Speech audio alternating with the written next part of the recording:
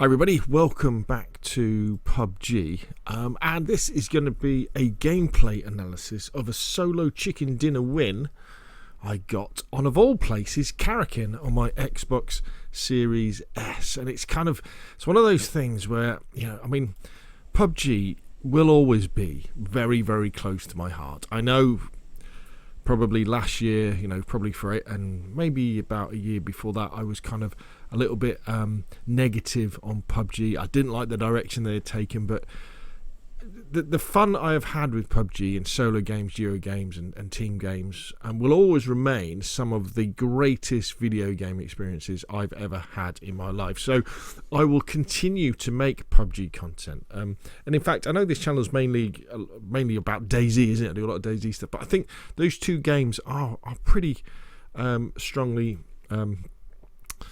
related to each other in terms of where they're set and kind of the feel of the game. Sometimes I think that PUBG is like a mini DayZ, not like mini DayZ the game mini DayZ, but it's a whole DayZ life cycle in half an hour. So anyway, I'm recording this just using a screen capture program on my crappy old laptop, so that might mean that the quality isn't that good. So I do apologise for that in advance, but I just wanted to experiment with it. So here we are on Karakin. As we can see, we have a northwest to south flight path. And my advice to everybody is always you always want to be looking in the second half of the flight path, and you really want to be looking at flying as far away as you can to a non-named area so that you can loot up in peace. And then when the first circle pops, if it pops on your side of the map, you can make your way in on the quiet side. If it pops on the other side of the map, you can consider something that I call a hard shift, which is where you take a vehicle, but I don't think there's any vehicles on Karakin. Is there motorbikes maybe? But you would consider shifting all the way to the other side of the map to be able to come in on the quiet side.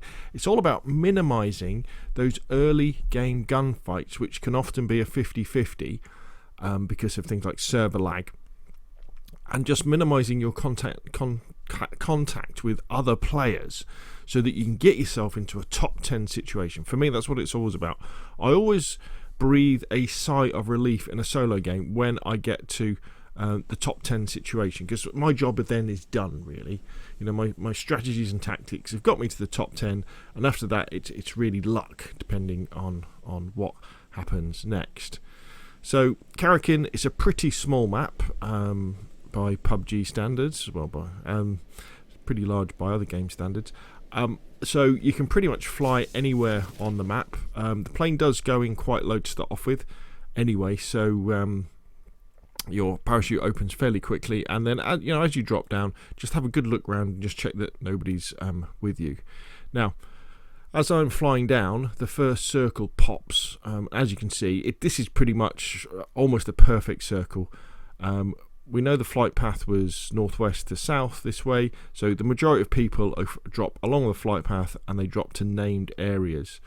So I'm dropping away from the flight path, so I can immediately see my exit route from my initial drop point will be along the coast towards the centre of the circle, really, because there's going to be nobody dropping in the sea over here, and then see where the next circle pops, and then really working my way in from the quiet side of the circle.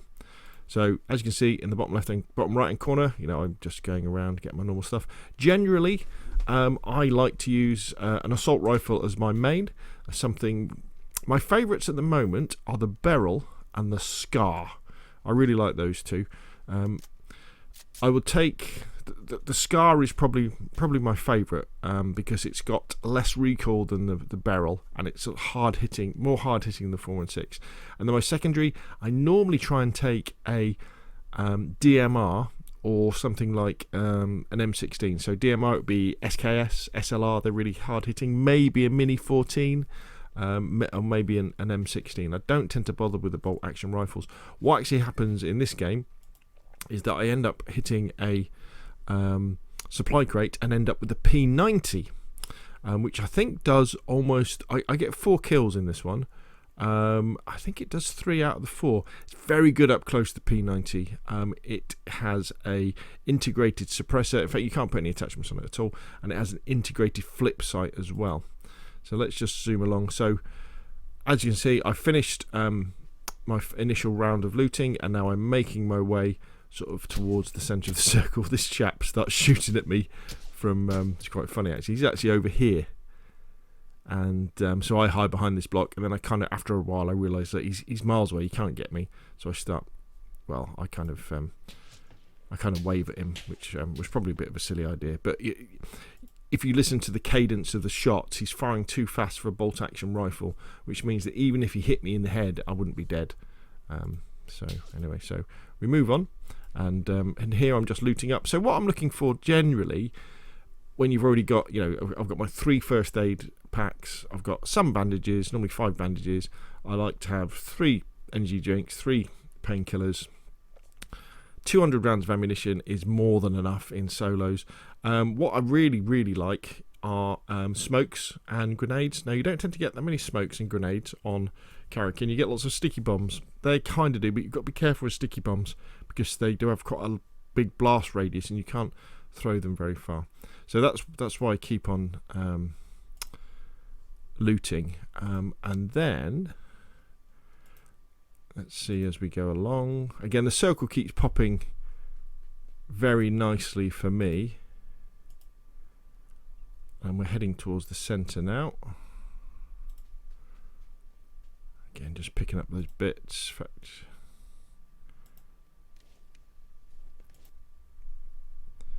move on a little bit more. And what happens here is a supply drop has just dropped down here. Now, supply drops are very dangerous. Wouldn't always recommend them unless it's very early game and you're along the far side of the map, or you're pretty sure nobody's here. Now, I know I'm on the far side of the map to where everybody dropped. So if someone had the same idea as me and came over to this side of the map, I could have a problem, but I decided to take the risk.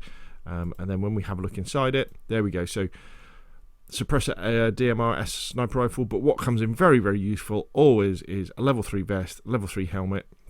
So they're going to protect you into the end game. If you've got a level 3 helmet on, even if someone hits you in the head with a bolt action rifle, you're not going to die straight away. Level 3 backpack, always good for carrying lots of stuff. But there we have the P90. They give you 200 rounds now. So they don't give you that many rounds, but they're quite lightweight. You do chew through them pretty fast. But it has a nice big magazine on it. So I pick up the P90 and then proceed to leg it out of there. And what I do next, let's see if we jump forward a bit. If we pause there, you can see, if you look in the bottom right corner, you can see the circle's popped further in, and I'm just on the furthest to the northeast that you can go and still stay inside a building.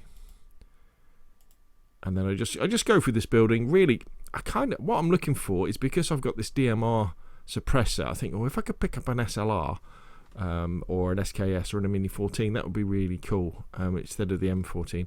As it is, I don't see one, and so I drop it, and there we can see the next circle's popped, and it's slightly to the southwest. So I make my way down. Here we go. And really, we're just wandering along, just staying on the inside of the circle. So what my tactics here are, let's see if we can get a big circle up. Here, gunfire. Again, using sound to figure out where the enemies may be. So this is a classic third-person situation. Beauty of third person. You can look round corners without actually having to look round corners. But just remember, enemies can do that as well. And I'm just trying to stay near the edge of the circle, allowing everybody else to engage each other, to use up their ammunition, to use up their grenades, to damage their armour, where I can kind of just hang around and just listen. What you've got to be very careful with this is, obviously, you could get a big circle shift, but also people coming around the flanks. What's most likely for people to do in PUBG when they kind of know what they're doing is they don't run straight into the centre of the circle. People spiral in around the circle, especially if they're looking for lots of kills, because they know that lots of people, campers, do what I do, in the fact that you wait on the edge of the circle and you wait for the next shift. So I'm just hanging around here, just waiting, and then what happens is, let's just move it along a little bit. There are some gunfights going on over here that I can hear. Here we go. Let's just take it back. So I can see this fella here. So I think he could, if I don't engage him and kill him, he could become a threat because he could use the cover to come up to me. Now, in solos, very easy to get third partied, so you have to think long and hard before engaging somebody. Because as soon as you start firing, people are going to know where you are. So I can see him coming towards me and think, well, I'm going to have some easy shots here. And then, in fact, what happens is, as I'm shooting him and missing him, and then I hit him, he's got in a gunfight with someone else. And what you can see in the top right hand corner is that as I kill him, he kills another player.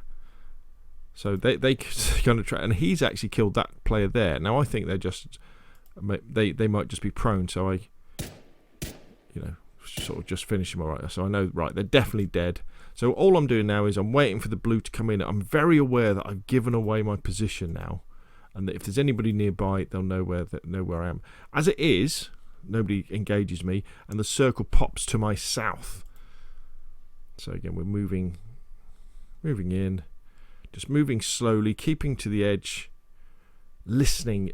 Your ears are your biggest friend at this point, to really figure out where other people are, and think where other people would be as well. What's the best way to get into the circle where people won't be? You can take your time, slowly come in. Right, now what happens here is there is someone over here. So I'm inside the circle. I'm listening out, using third person to peek around. Nobody coming in yet. Keeping an eye on that again, because I'm aware that somebody might be in these buildings and then spiraling around behind me. Now the next circle has popped, and it's slightly to my southeast, but these are good circles. You tend to find when you get a chicken dinner in solo, it's because you've had plenty of good circles. Now here's my another thing I do is I always drop a pin at the middle of the next circle, so I know exactly where I need to go. And with 3D marking now as well, it can really help. So you can look and you'll see your marker in the real world sitting there, and you go, okay, so that's where the center of the circle is. And you can work out where the edge of the circle is. Very, very useful, especially if you have a tendency to maybe get a little bit distracted when you're running into the circle, maybe with some gunfire or something. It stops you running in the wrong direction. So again, just using third person, just to have a look round, what's around me, 10 seconds to go. Right, so then I see that chap over there. So I know this guy's coming in, but I have to move because I'm not in. I can't just wait. And at this point, the blue does hurt. So I just see if he comes round this way.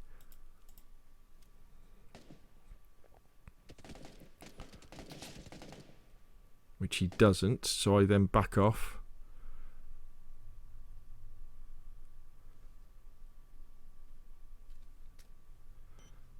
Throw a sticky grenade his way, just in case. You never know. Right, he then jumps over this fence, and what you're going to see now is the power of the P90. See how quickly it brings people down. I take a little bit of damage from the blue, but I can move in. And I put myself over here. Now it's difficult now, because when you're in that situation, people know where you are. But I figure this is probably the safest place to go. The next circle has popped. It is now slightly to my east. So just having a look around. Can I see anybody? There's only 4 people left. So we're in quite a small area. But you find this where you have areas where there's lots of buildings. Lots of players can stay near each other. So I decided to lob a sticky grenade. If they were normal grenades, I would have probably kept hold of them a little bit longer. But because sticky bombs have such a large radius of damage, I really wanted to get rid of them so I didn't accidentally kill myself. So just keeping an eye on here.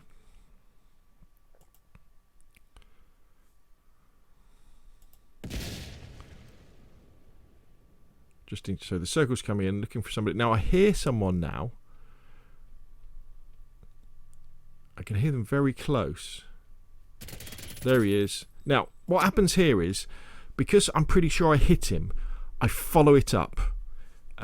because the P90 has a nice big magazine, and if he's taken immediately, if you take damage, what your first thing normally to do, your first instinct to do is normally to back off and try and get behind cover. So I'm like, no, you're dead. I'm coming after you, and I just hip fire him there, fire him to death. He gets a little bit of damage on me, but remember I've got a level 3 helmet, level 3 vest. He's not going to take much. So 3 left now in this incredibly small area where we are. So now it's like, where is everybody? So I'm thinking, where is everybody? I'm thinking there's maybe someone in this building here. So again, popping that marker down just so I know exactly where I've got to go. And now I can have a look. And now, see, that's the power of the marker. That's the centre of the circle. So I can really visualise in my head now how small this circle is. So this is, I think, this isn't the circle where it disappears, but it's pretty small. And luckily it has, the centre of the circle is in this alleyway and not on the roof of one of the buildings. But there's still 3 people left. There's 2 other people. So, you know, where are they? So I'm thinking, well, there's got to be a guy in here. And I think I might even hear him. No, actually, no, I don't hear a guy in here. I'm just kind of, I might do. No, I don't. I'm just waiting here because I'm just kind of thinking, okay, where are we going to be? So I'm using this corner as cover. I'm really thinking there's someone over here. Now, what I'm doing now is, in case this is going to be a med-off situation where the circle finishes and people can't see each other, I want to get myself to full health. So that if the blue completely envelops us, you know, I can have a chance of winning, you know, without doing the final kill. So here we go. So 5 seconds to go, 4 seconds to go. So let's watch how this plays out. So where do you think the enemies are? I can't remember now. I know there's a guy actually over here. So let's go through. So, right, the blue's coming in. It's coming in quite fast. So I'm like, okay, so where are they going to be? So I throw the Molotov against that door because I think a guy's going to come through it. As it is, he doesn't. All right, so yeah, there is a guy here. I did hear a guy here. And so... Oh, no. Apologise. No, I don't. So, where is everybody? There's 3 of us left, and I am like in the middle of this circle. Now, as it happens, one guy, Zippy Jar, dies to the blue, so God knows where he was. Maybe he got stuck behind a wall or something, and the other guy actually appears over here. There we go. So, he must have been pretty damaged by the blue, and I, you know, tickle him with the P90, and that's it, and he's dead. So that's the chicken dinner. So hopefully that gives you some ideas about, especially with solo PUBG's games, jumping long, going to the quiet side of the circle, making the most of good circles. So you're moving in on the quiet side of the circle, staying on the edge, listening out, moving based on the information you're given by visually, you know, peeking the third person and listening out, slowly coming in, and then just trying to keep calm to get that chicken dinner. But trust me, this was my first chicken dinner in a few weeks, and I've been kind of chasing chicken dinners, and I definitely had the PUBG shakes going on with the adrenaline that was coursing through my body. But there we go. Hopefully you found that useful. If you have it, like, if you want to see more of the same, press subscribe, and I will of course see you again soon. Oh, one more thing, the full video is linked in the description below this one. Thank you.